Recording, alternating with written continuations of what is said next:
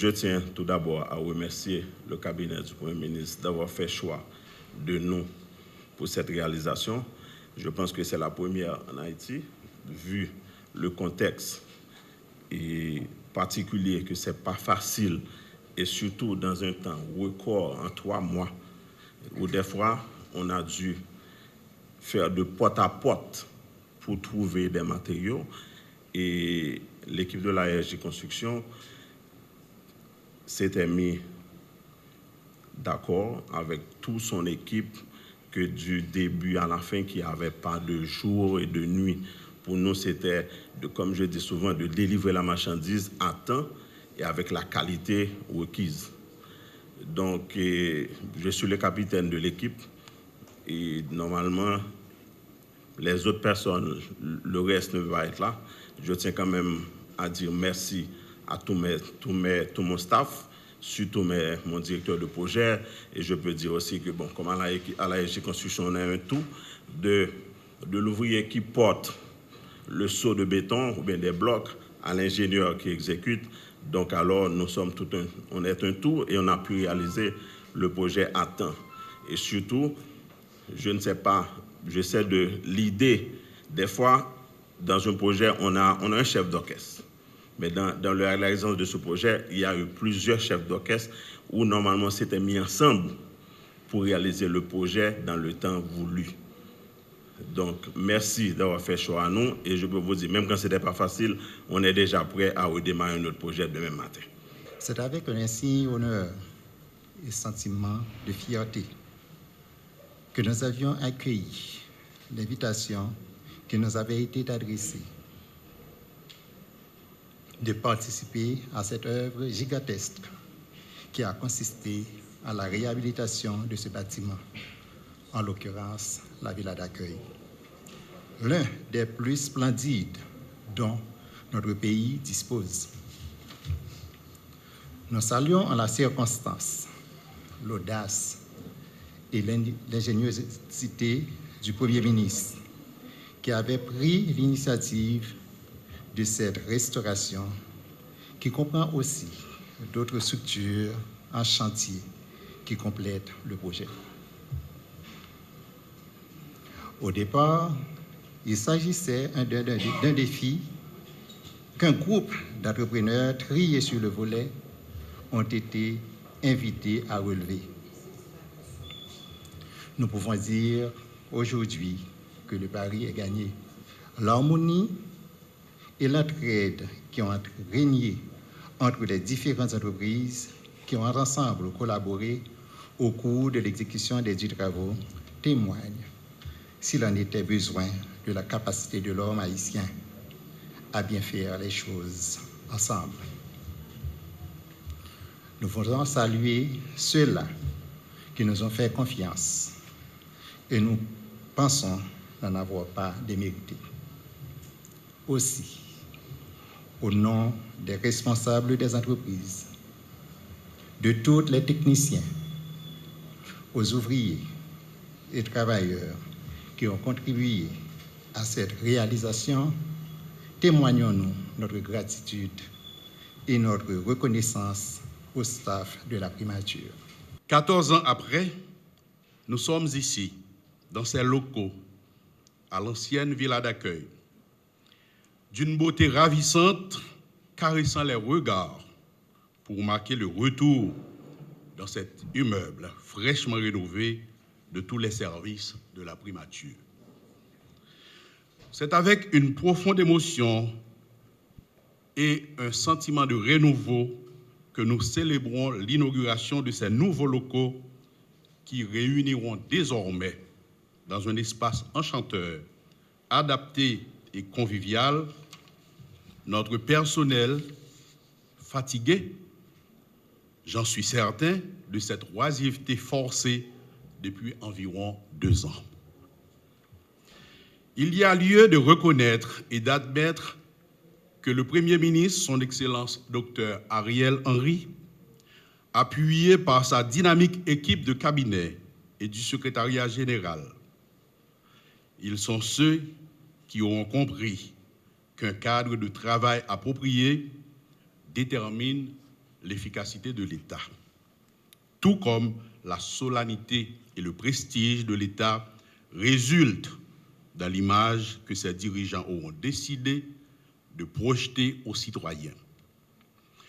Dans les circonstances actuelles, cela traduit un événement majeur dans le renforcement des institutions publiques et la volonté du Premier ministre d'offrir au pays de nouvelles perspectives.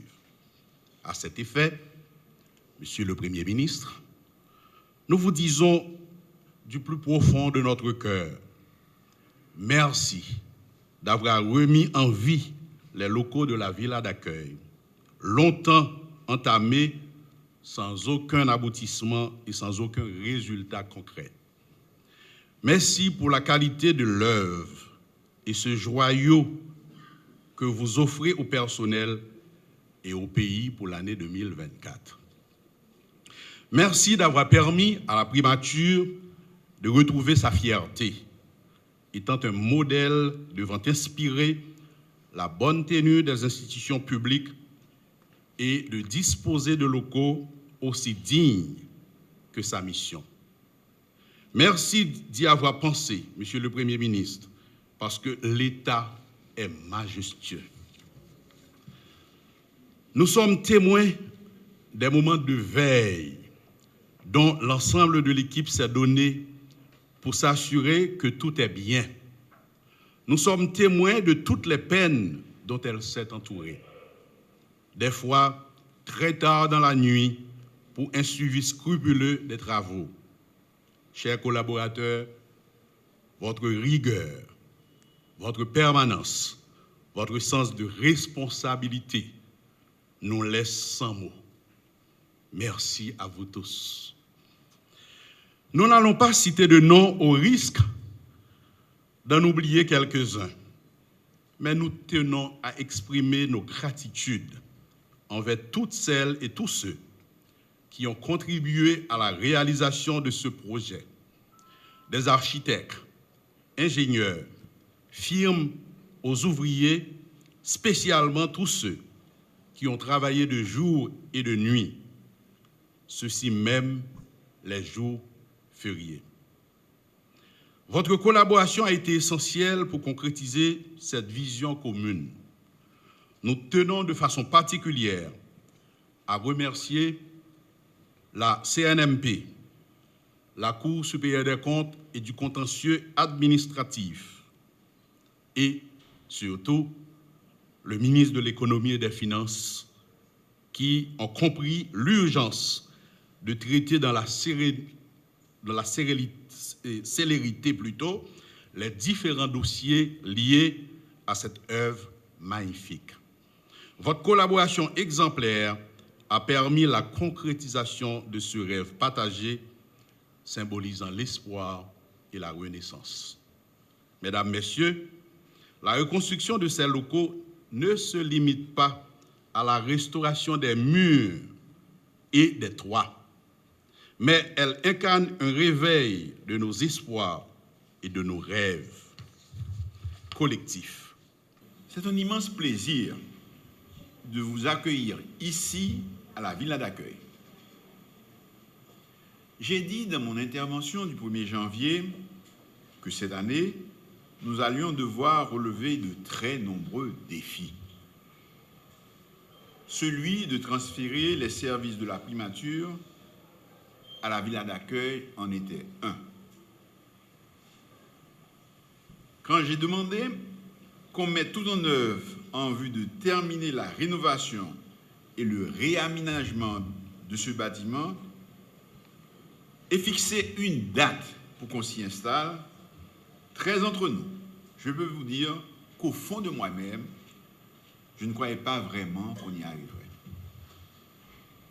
La tâche était immense et le travail complexe, car il fallait faire intervenir de nombreux corps de métier et plusieurs entreprises différentes.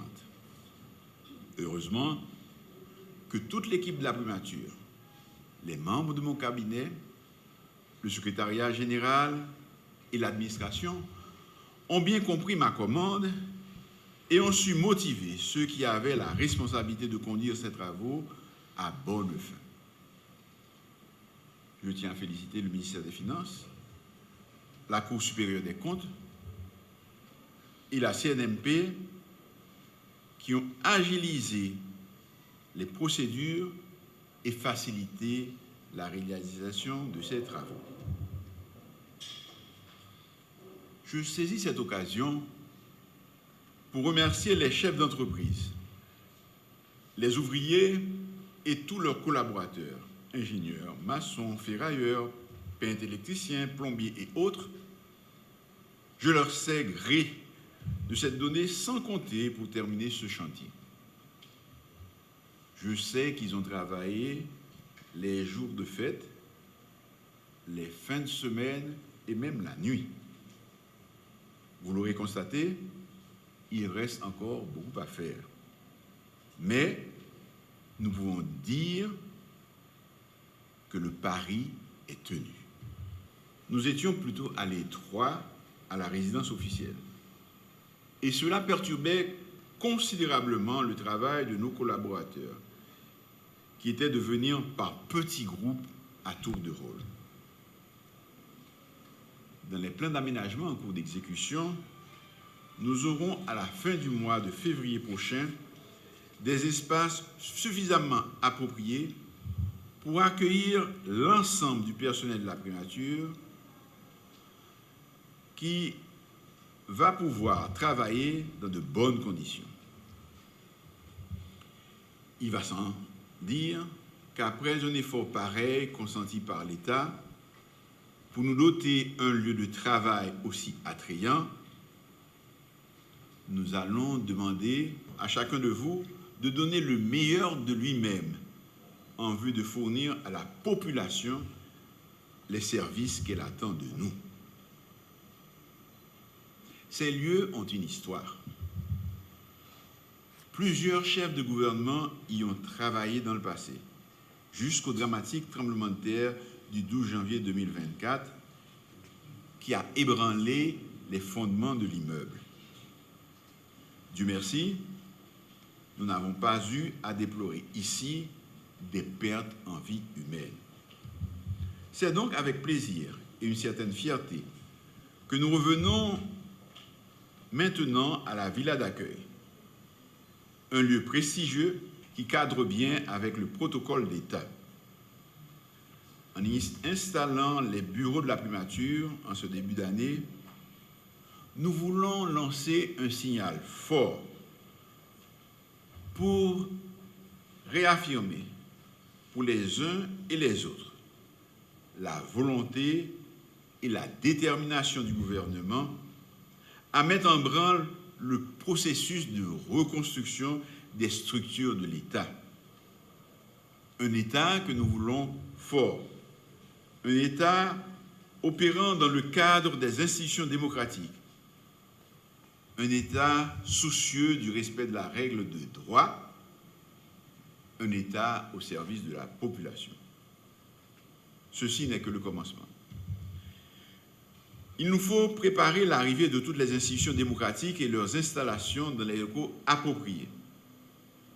Nous devons au moins entamer la reconstruction du palais national, d'un palais législatif, pour accueillir le Sénat et la Chambre des députés, et pour loger convenablement les différentes administrations qui sont aujourd'hui éparpillées dans des immeubles de location. Il en va du prestige de l'État, de son image aux yeux du public et de sa capacité à servir efficacement le peuple. Cette année, comme je l'ai annoncé, le Fonds national de l'éducation est très avancé dans le projet de construction de 20 établissements scolaires dans la région métropolitaine. En matière de construction d'infrastructures, certains projets sont déjà dans le pipeline et nous aurons l'occasion de les annoncer bientôt. Mais la reconstruction ne concerne pas que les bâtiments. Il nous faut aussi reconstruire notre façon de vivre ensemble faire renaître chez tous, de tous nos compatriotes, le sens civique, l'amour de la patrie, le respect de l'autre et de la vie. Nous avons trop de méfiance les uns envers les autres. Nous devons construire ensemble cette mentalité nouvelle qui doit animer les Haïtiennes et les Haïtiens. Cette mentalité d'union qui a animé les pères fondateurs et les mères fondatrices de notre nation. Ensemble, nous devons bâtir ce projet commun pour Haïti Nouvelea.